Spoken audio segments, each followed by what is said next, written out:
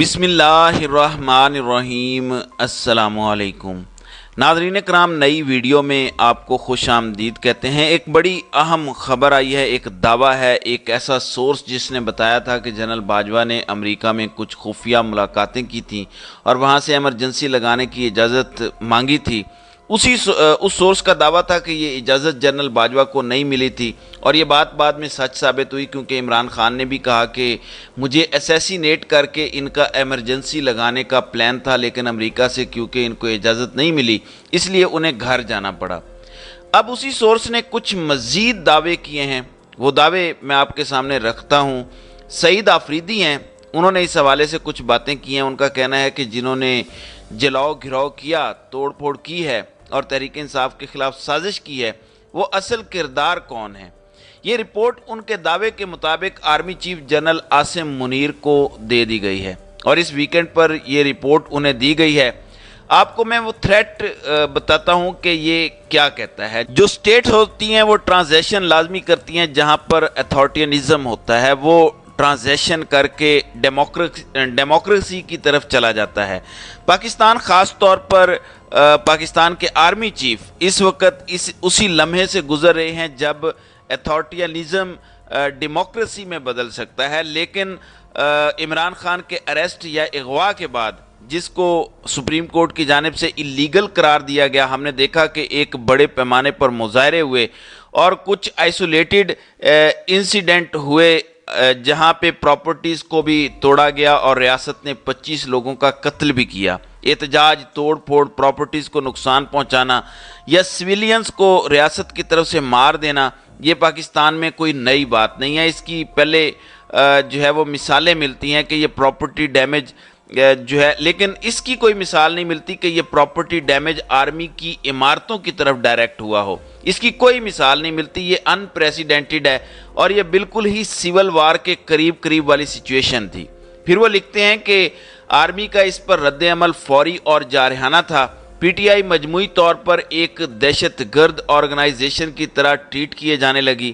بڑے پیمانے پر گرفتاریاں ہونا شروع ہو گئی، غیر قانونی گرفتاریوں اور ڈیٹینشن ہونا شروع ہو گئی، درجنوں افراد اغوا کر لیے گئے۔ اس کے باوجود کہ عدالتوں نے یہ کرنے سے روکا پھر بھی، اور وہ لوگ اب ملٹری عدالتوں میں ٹرائی کیے جائیں گے۔ آرمی چیف نے اس پر ریئیکٹ کیا اور ایک سخت رد عمل ہوا۔ یہ کیوں ہوا؟ اس لیے کہ آرمی کا ایک ان ٹچیبل سٹیٹس ہے جو موجودہ آرمی چیف کے انڈر کچھ زخمی سا تھا، جس کی وجہ سے یہ سب کچھ ہوا۔ یعنی سمجھ آنے والی باتیں ہیں کہ جو کچھ ہوا، مار دھاڑ ہو رہی ہے، گرفتاریاں ہو رہی ہیں، لوگوں کو پکڑا جا رہا ہے، یہ گو کہ بدقسمتی سے ہو رہا ہے، لیکن انڈر سٹینڈیبل ہے۔ اب اس تھریٹ کا یہاں سے ایک بڑا اہم حصہ شروع ہوتا ہے۔ وہ یہ کہتے ہیں کہ یہ سب کچھ اس ویکنڈ پر بدل گیا، یعنی یہ جو ریئیکشن تھا، یہ جو پی ٹی آئی کو بلیم کیا جا رہا تھا، اس ویکنڈ پر یعنی ہفتے اتوار کو یہ بدل گیا۔ وہ کیسے؟ پاکستان کی ملٹری انٹیلیجنس یعنی ایم آئی نے ایک رپورٹ پریزنٹ کی چیف آف آرمی سٹاف کو۔ اس رپورٹ میں یہ فائنڈنگز دی گئیں کہ یہ جو وینڈلزم ہوا، ڈیمیج ہوا پراپرٹیز کا، یہ سب انسٹیگیٹ کیا گیا آئی بی کی جانب سے، انٹیلیجنس بیورو کی طرف سے۔ اس کی انسٹرکشنز کس نے دی تھی؟ اس کی انسٹرکشنز دی تھی وزیر داخلہ نے۔ یہ میں آپ کو تھریٹ پڑھ کر سنا رہا ہوں جو انہوں نے دعویٰ کیا ہے سعید آفریدی نے۔ اس میں اسسٹنس وزارت دفاع نے دی اور کچھ اور شہریوں نے بھی اس میں اپنا حصہ ڈالا۔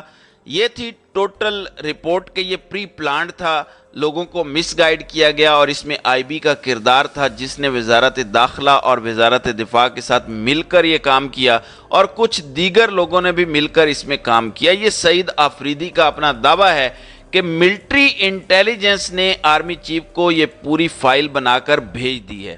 اگر ہم تھوڑی دیر کے لیے فرض کر لیتے ہیں کہ آرمی چیف کو پہلے پتہ نہیں تھا کہ اس کے پیچھے اصل مجرم یا اصل ہاتھ کون ہے، اور انہوں نے فوراً ریئیکشن دیا اور سارا کچھ ہوا جو 9 مئی سے اب تک ہو رہا ہے، اور وہ اب یہ نہیں کر سکتے کیونکہ اب ان کو یہ رپورٹ مل چکی ہے۔ پہلے تو لا علمی کا اظہار کیا جا سکتا تھا کہ مجھے نہیں پتا تھا کہ اس کے پیچھے جو ہے وہ کون ہے، پی ٹی آئی نہیں ہے۔ आगे फिर सईद आफरीदी कहते हैं कि पाकिस्तान के आर्मी चीफ के पास अब क्लियर चॉइस है, और वो दो चॉइसेस का जिक्र करते हैं। नंबर एक, इस रिपोर्ट की फाइंडिंग्स के मुताबिक एक हकीकी एफर्ट की जाए और मुकम्मल एक्शन लिया जाए, लेकिन इस रिपोर्ट की बेस पर काम किया जाए जो रिपोर्ट एमआई ने दी है, या फिर जो वो कर रहे हैं वो यही करते चले जाएं। यानी पीटीआई को जो क्रश किया जा रहा है और आम शहरियों को जो जुल्म का निशाना बनाया जा रहा है, बर्बरियत का निशाना बनाया जा रहा है, वो कह रहे हैं कि पहली ऑप्शन ये जाहिर करेगी कि वो अपनी ड्यूटी बिल्कुल सही कर रहे हैं। लेकिन अगर वो दूसरी ऑप्शन चुनते हैं जिसमें ये सब जानने के बावजूद कि इसके पीछे कौन हाथ थे, वो आम शहरियों को मारते हैं, तो इसका मतलब है कि वो अपने मुल्क से गद्दारी कर रहे हैं। ये मैं नहीं कह रहा, ये सईद आफरीदी की अपनी राय है जो मैं पढ़कर आपके सामने रख रहा हूं। फिर कहते हैं कि समझदारी से फैसला करें आर्मी चीफ साहब, और जो वो फैसला करेंगे वो आखिर में उनकी लेगेसी भी डिफाइन करेगा। लेकिन ज़्यादा अहमियत इस चीज़ की है कि ये पाकिस्तान में डेमोक्रेसी के फ्यूचर को भी डिसाइड करेगा। ये एक थ्रेट उन्होंने लिखा जो मैंने आपके सामने अंग्रेज़ी में था उसका तर्जुमा करके जो है वो रखा है। इससे पहले इन्होंने जनरल बाजवा साहब के अमेरिका जाने और उनके हवाले से भी बात ये कर चुके हैं। अब इनका ये दावा है कि रिपोर्ट पेश कर दी गई है army chief general Asim Munir को कि इसके पीछे दर हकीकत कौन था।